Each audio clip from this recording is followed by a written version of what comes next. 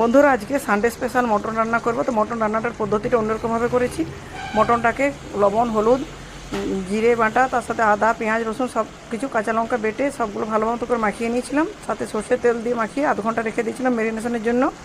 সাথে টমেটোও দিয়ে দিয়েছিলাম। এবার সর্ষের তেল গরম করে তাতে গোটা গরম মশলা, তেজপাতার ফোড়ন দিয়ে মটনটা খুব ভালো মতো করে কষিয়ে নিয়েছি 20 মিনিট সময় ধরে। মটনটা খুব ভালো মতো কষানো হয়ে গেছে। এরপর আমার হাতে একটু সময় কম আছে, রান্না করতে একটু লেট হয়ে গেল। অবশ্য আলুটা ভেজে দিয়েছিলাম, পেঁপেটাও দিয়েছি, তাড়াতাড়ি যাতে সিদ্ধ হয়। চেষ্টা করছি কড়াইতে রান্না করার, যদি না হয় সেক্ষেত্রে প্রেসার কুকারে 2টো সিটি দিয়ে নিচ্ছি। বন্ধুরা, এরপর ফুটন্ত গরম জলটা এখানে দিয়ে দিচ্ছি, দিয়ে আধ ঘন্টা সময় ধরে খুব ভালো মতো করে সিদ্ধ করে নিচ্ছি। চেষ্টা করছি কড়াইয়ে করার, যদি কোনোভাবে একটু অসুবিধা হয় সেক্ষেত্রে প্রেসার কুকারটা ব্যবহার করব। তো বন্ধুরা দেখুন, জল দেওয়ার পর মাংসটা ফুটতে শুরু করেছে। ফুটন্ত জলে দিয়েছিলাম আমি এখানে 10 মিনিট ধরে ফুটিয়ে নিচ্ছি, আরও 20 মিনিট ফুটিয়ে